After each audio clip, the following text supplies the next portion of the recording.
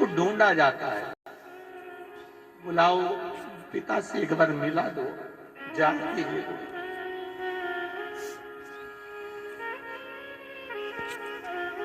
पिता को बुलाइए। बाबुल आया सामने, बेटी को देखता है, गुड़िया सी है, सुंदर वस्त्र धारण करी हुई है। पिता को याद आ जाता है जब पैदा हुई थी सबने कहा था बेटियां हो गई बहुत सारी है, 2-2 3-3 बेटियां हो गई, बेटा हो जाता, पर ये मालूम कहां।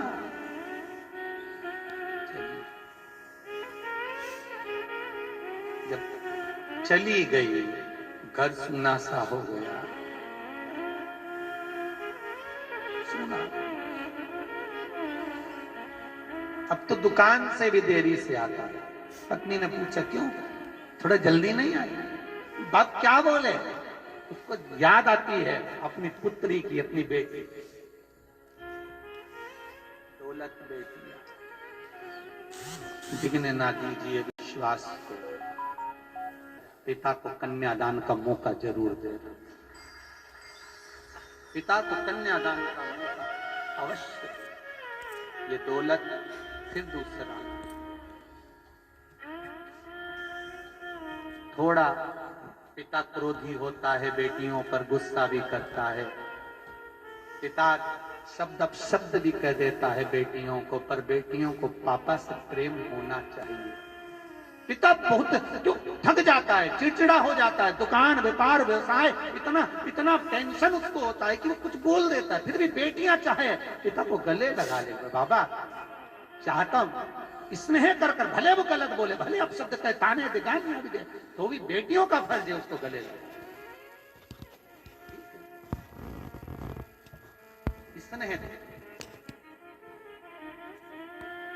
दक्ष प्रजापति कह रहे हैं मां दुर्गा से, हे जगत जननी, हे माँ, हे भवानी माँ, मेरे को एक बेटी और दे दो। दुर्गा जी कहती हैं तेरे घर में इतनी बेटियां हो गई, क्या करेगा बेटी का, क्या करेगा? नहीं माँ, एक बेटी और दीजिए मुझे। माँ, अगर बेटी मेरे घर में आएगी तो मुझे सुख ही प्राप्त होगा। जगत जननी दुर्गा भवानी कहती है, रे दक्ष प्रजापति, तेरे लिए कहाँ लड़की ढूंढने जाऊंगी, बेटी ढूंढने जाऊंगी?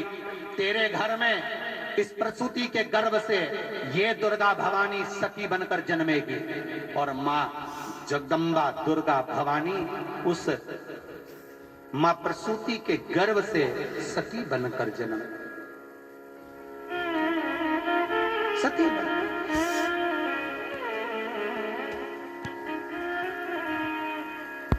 मां अंबा सती बनकर जन्म।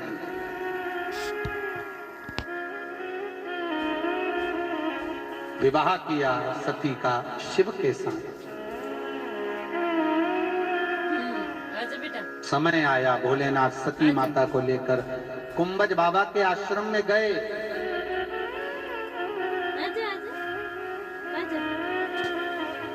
कुंभज बाबा के आश्रम में पहुंचकर सुंदर कथा का रसतत्व ग्रहण करने गए।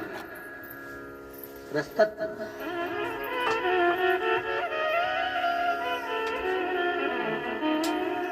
दुनिया में बहुत कम लोग होते हैं जो विवाह करने के बाद कथा में जाते हैं। शंकर और पार्वती, शंकर और सती गए थे कथा सुनने के लिए, और दूसरे यहाँ बैठे हमारे बिटले सेवा समिति के कर्मठ कार्यकर्ता पलाश जी राठौर, जो श्री रमेश चंद जी कौशल मार्ग साहब की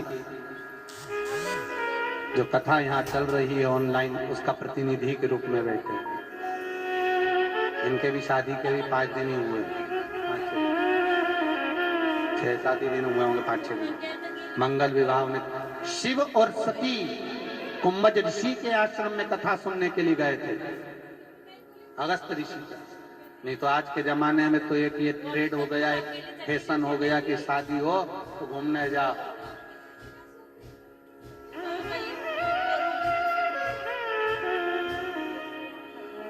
और बाबा की कृपा, विश्वनाथ भी गए सती मैया के साथ कुंभज ऋषि की यहाँ कथा सुनने के, अगस्त बाबा।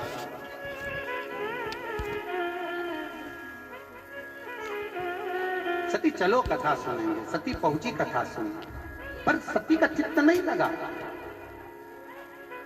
सती को लगा ये कथा कह रहे हैं कुंभज ऋषि, सती चित्त नहीं बैठा था।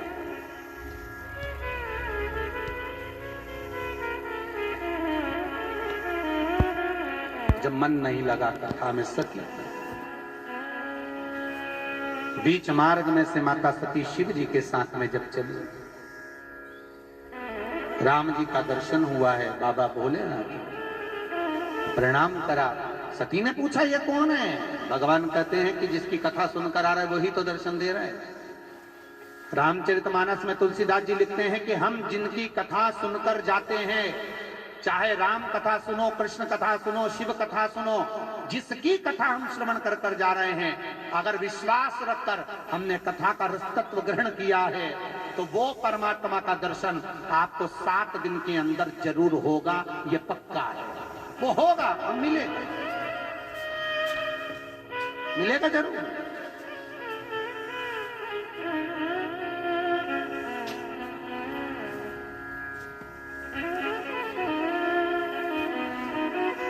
आप जिसका कथा सुन रहे हैं, मेरा आपसे भी निवेदन है, जितने लोग इस टीवी चैनल के माध्यम से, मोबाइल के माध्यम से, फेसबुक यूट्यूब के माध्यम से जितने लोग कथा सुन रहे हैं, जितने,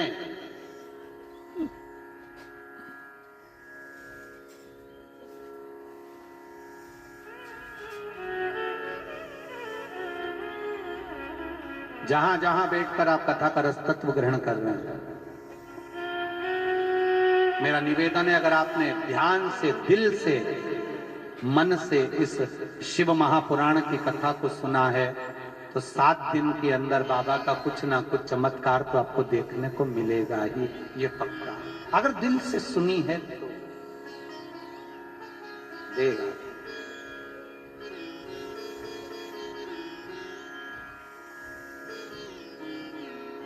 और वो कृपा जब करता है तो सुख अपने आप आ ही जाता है, अपने।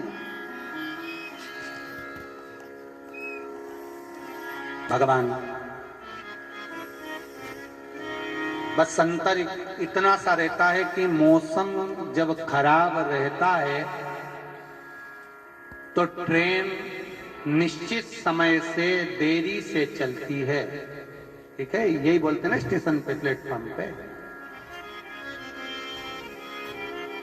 जब मौसम खराब रहता है, कोहरा ज्यादा रहता है, तो ट्रेन अपने निश्चित समय से देरी से चलती है। उसी तरह जब अंदर काम, लोभ, विषय, वासना, आसक्ति, तृष्णा, वासना, अहंकार, ये सब भरा रहता है तो ये मन भी भगवान तक देरी से पहुंच पाता है।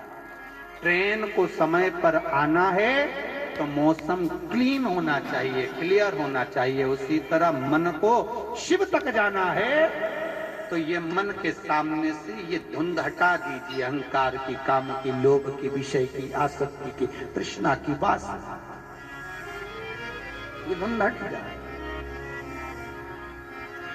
कई लोग कहते हैं महाराज जी हम तो खूब भजन करते हैं फिर भी हमें भगवान नहीं मिलता, हम तो खूब दान करते तो भगवान नहीं मिलता। अरे कहने से क्या होता है? 2 मित्र गए होटल पे और होटल पे जाके उन कचौड़ी ने, समोसा ने, जलेबी ने, इमरती ने, भजिया ने, पकौड़ा ने 2, 4, 8 सब मिलके खा लिया।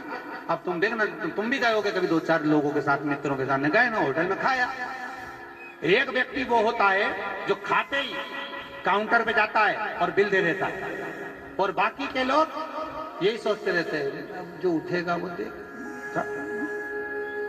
और फिर जब वो बिल दे देता है तब ये पोच करके कहता है मैं दूं नहीं, तू रहने दे, मैं दे रहा हूँ, तो देरिया कर जेब में से निकाल जा ही दे, पर नहीं दे वहां बस के रुक तो जा, मैं अभी जेब टटोले, पीछे वाली में देखे, पर्स खोले, इतनी में तो बेचारा जो देने वाला वो तो तुरंत दे दे। बस ये 2 तरह के लोग जैसे हैं ना होटल में, उसी तरह के 2 तरह के लोग आपको भजन में भी मिलेंगे। एक ये मैं तो 24 घंटा भजन करूं, मैं तो 24 घंटा भजन करूं, ये उसी में क्या मैं दे तो रहा हूं, ये उसी में क्या मैं तो दूं, अभी दूं, बस भज दे पर्ची तो ये ऐसे ही बोले मैं तो बहुत भजन करूं, मैं तो दान करूं, पुण्य करूं, सत्कर्म करूं, मैं तो पीपल के नीचे दिया भी लगाऊं, मैं तो परिंदे पे भी दिया लगाऊं, शंकर जी का खूब नहाऊं, मैं तो लोटा भर के पानी भी चढ़ाऊं, ये उसी में क्या है, मैं तो दूं तो सरी दूं तो सरी। और एक वो कुछ नहीं बोले, बस जेब में से निकाला दे दिया। एक वो होता चुपचाप गया, मंदिर गया, दर्शन कर आया, पूजन कर आया, उसे किसी से मतलब नहीं क्या हो रहा है क्या नहीं हो रहा, जब लिया। अब तुम दोनों में से कौन हो रहे, विचार करो जरा। दूं ये दे ही दिया है? अब दो में से तुम हो कौन, विचार तो करो। एक वो होता है जो भजन में लगा रहता है, किसी से नहीं कहता, बस अलमस्त होकर भगवत स्मरण में चित्त वृत्ति में डूबा हुआ है, उसे कोई मतलब नहीं, कोई। और एक वो बढ़िया तिलक, फिर वही वाली बात है ना, फैशन, भगवान को ये दिखावा पसंद नहीं ना, बाल बढ़ाओ ने, जटा जोड़ बढ़ा के ने, बढ़िया खूब जोरदार कपड़े मपड़े पहन के ने, जोरदार 4-5 गार्ड लगे हों और पेंटिंग करके, और फिर भगवान को रिझाया जाए, भगवान की पूजन करी जाए, और भगवान के कहाँ का डोंगी आई गया, भगवान जी के कहाँ का गया। फिर वही वचन, ऐसो कोई नहीं रे, या हीरा को परखइयो राम, कोई नहीं रे। जोगी आया, भोगी आया, ढोंगी आया रे, और गुरु आया गांव में तो कोई नहीं रे। कौन जाने, खूब ढोंग और प्रपंच करा, छल और छिद्र करा, और कह भगवान मुझे ही मिलेगा। कहां मिलेगा भगवान, भगवान कहां मिला, बस मन से पुकारा, तेरे डमरू की धुन सुन के मैं काशी नगरी आई हूं, तेरे डमरू की धुन सुन के मैं काशी नगरी आई हूँ, तेरे डमरू की धुन सुन के मैं काशी नगरी आई हूँ, तेरे डमरू की धुन सुन के मैं काशी नगरी आई हूँ, मैं काशी नगरी आई हूँ, मैं काशी नगरी आई हूँ, मैं काशी नगरी आई हूँ, मैं काशी नगरी आई हूँ, मेरे बोले ओ हम बोले, मैं काशी नगरी आई हूँ, मेरे बोले ओ हम बोले, मैं काशी नगरी आई हूँ।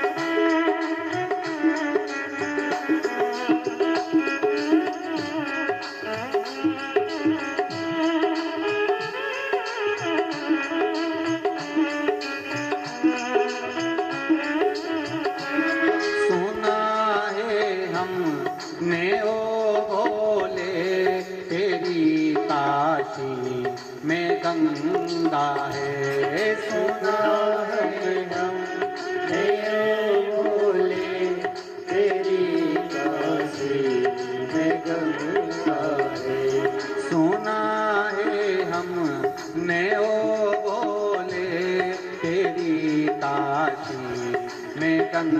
गंगा है, सुना है हमने ओ भोले, तेरी काशी में गंगा है। उसी गंगा को नहाने को मैं काशी नगरी आती हूँ। उसी गंगा को नहाने को मैं काशी नगरी आई हूँ। मेरे भोले ओ गम भोले, मैं काशी नगरी आती हूँ। मेरे भोले ओ बम भोले, मैं काशी नगरी आई हूँ।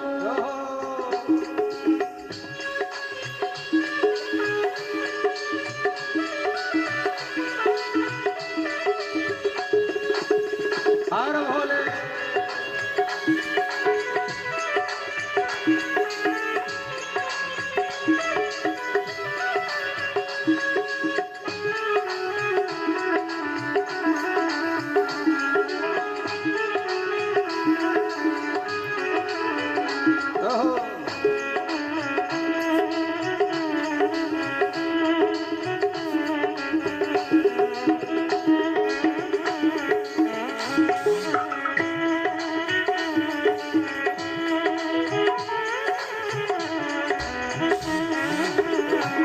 सोना है हमने ओ भोले, तेरी काशी में मुक्ति है।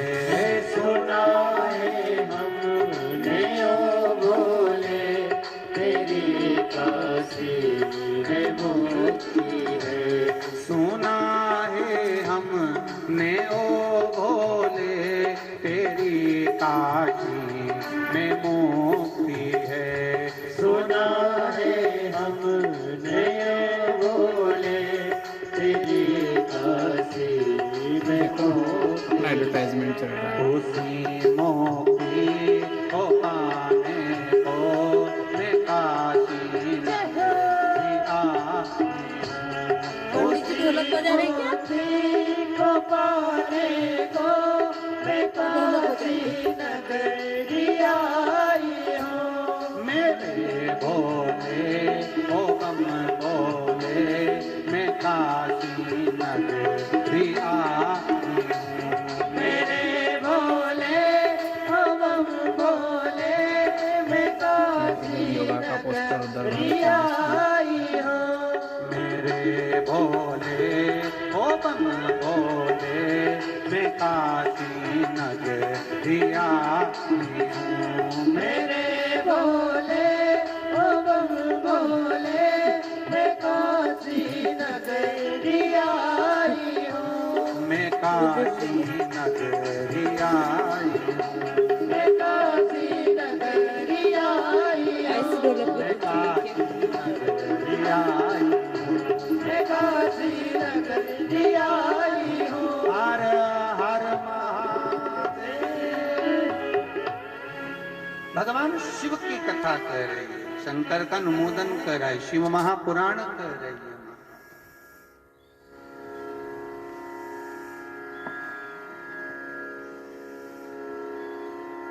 राम का जन्म दर्शन जो हुआ, सुख पाया। एक बार दक्ष प्रजापति ने एक सभा रखी, और दक्ष प्रजापति ने सभा रखी जिसमें सब ऐसे बैठे हुए। शूटिंग चाहिए वहाँ दक्ष प्रजापति का आगमन हुआ, रामलीला में, तब जमता है शूटिंग। सबने उठकर नमन करा, पर शिव नहीं उठ पाया।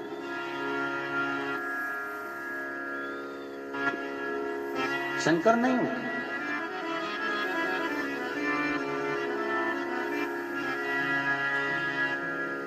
एक बात हमेशा याद रखिएगा,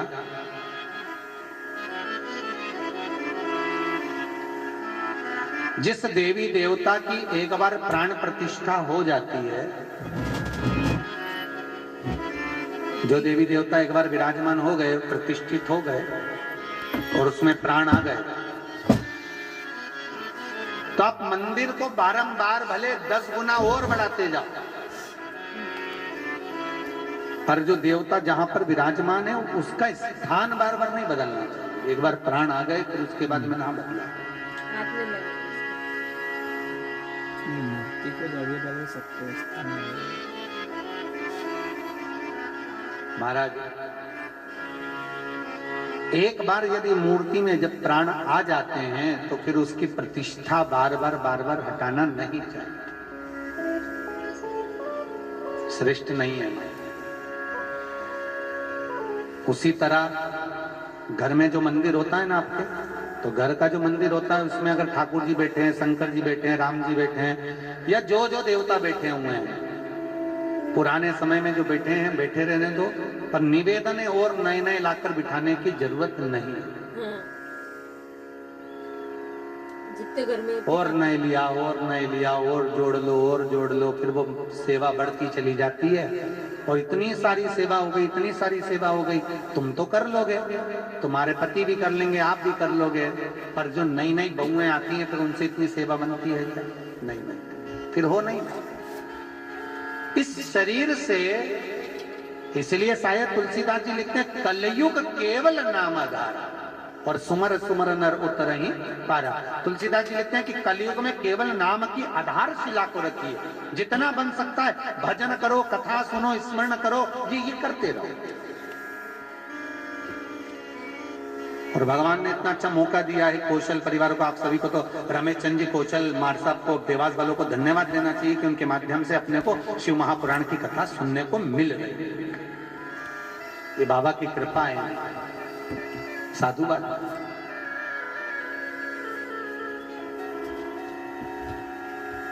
50% गायब।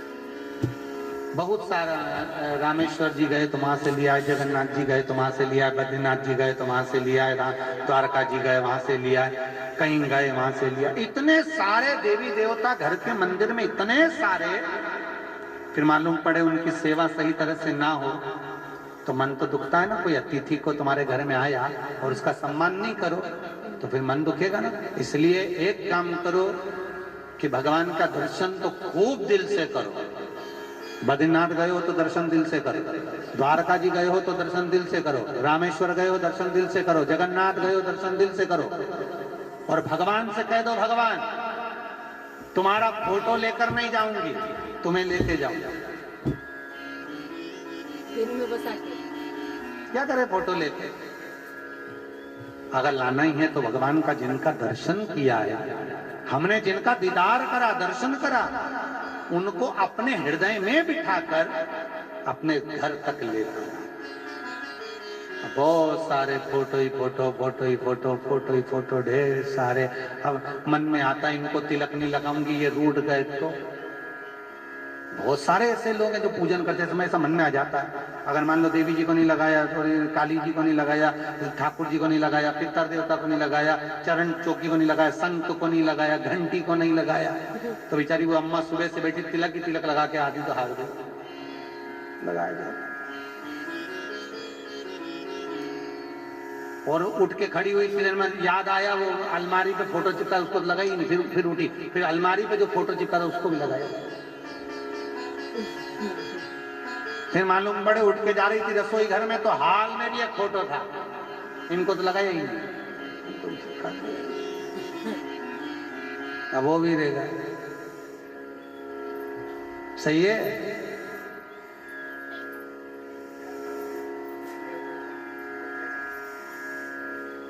क्या प्रश्न है? हाँ हाँ, ये हो सकता है। आपका प्रश्न है कि जो बहुत सारे फोटो लोग दान में दे देते हैं कि हमारे ये रख लो, ये रख लो, तो उन फोटो का क्या करना चाहिए, है ना? वही है ना, उस फोटो का क्या तुम्हारा। पहली बात तो सबसे बड़ी दिक्कत की बात ये है कि अपनी तिजोरी का माल दूसरों को दो क्यों? बात तो यहाँ अड़ी पड़ी है। सही है किधर? देने वाले को 50 बार विचार करना चाहिए। 50 बार क्या, 1 लाख बार सोचना चाहिए कि तुम गणेश जी दे रहे हो किसी को, देवी जी दे रहे हो, बद्रीनाथ से आए तो बद्रीनाथ जी का फोटो दे रहे हो, द्वारका जी से आए तो द्वारका जी का फोटो दे रहे हो, तुम कहीं से आए तो वहां का फोटो दे रहे हो। पहली बात तो ये ध्यान करो कि मोबाइल जिस कहाँ है? भगवान का तुम दर्शन कर आए हो, ये हमारे घर की दौलत है, तिजोरी है। दिखाओ लोग मोबाइल। तिजोरी का माल रतन हम किसी को कैसे दे दे बना, कैसे दे दे किसी को? हमसे कोई कह दे कि तुम्हारे कल्लू जी दे दो, तो हम उससे एक ही बात कि हमारे प्राण ले लो, पर कल्लू जी ना देंगे। तो वो मुनिनाथ का संवाद, राघव को मैं न दूंगा मुनिनाथ मरते मरते,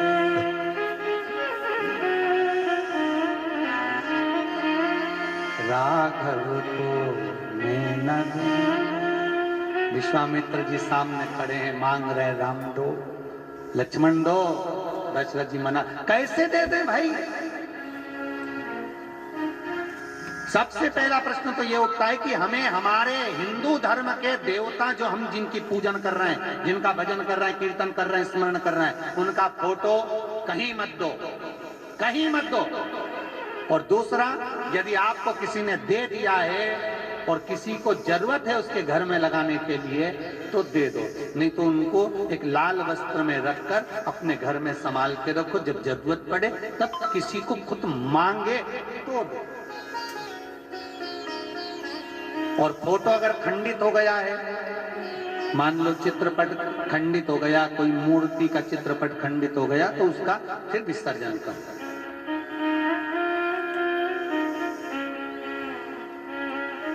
पर हम देवताओं में डोले नहीं महाराज। थोड़े दिन राम जी के पास चले गए, थोड़े दिन हनुमान जी के पास चले गए, थोड़े दिन भैरू जी के पास चले गए, थोड़े दिन जगदम्बा के पास, ऐसे डोलो नहीं। हाँ, सबका भजन करो, सबका स्मरण करो, सबको प्रणाम करो, सबको नमन करो, पर अपने भीतर भाव एक का भाव। लाल कपड़े में बांध के रखते हैं, किसी को भेंट भी नहीं। दुनिया के लोग भगवान का फोटो छब्बा छब्बा के इतना बढ़वा देते हैं। हमारा निवेदन, अपनी अपनी लुगाई का फोटो छब्बा के क्यों नहीं बढ़वा रहे?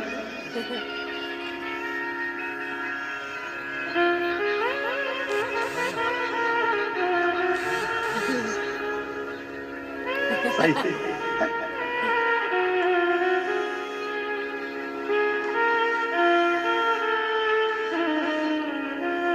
कैलेंडर छपवाए हैं, बढ़वा दो, ले गए, उसकी टांगने की वो खूंटी टूट गई, बाद में पीपल के पेड़ के नीचे पड़ा, बड़ के पेड़ के नीचे पड़ा है।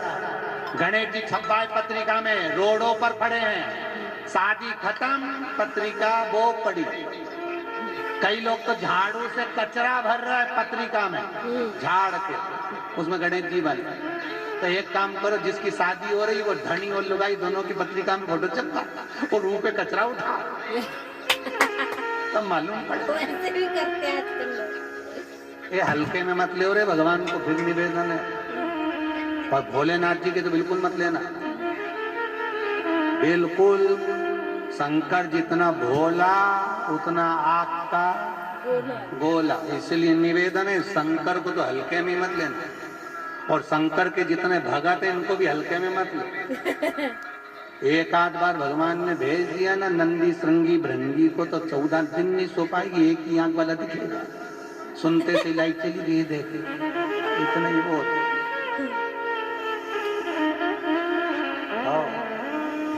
शिव है, शंकर नहीं उठे। दक्ष प्रजापति का अभिमान इतना था कि उनको बुरा लग गया कि मेरा दामाद मुझे प्रणाम नहीं करा। अरे ना करा कोई बात नहीं,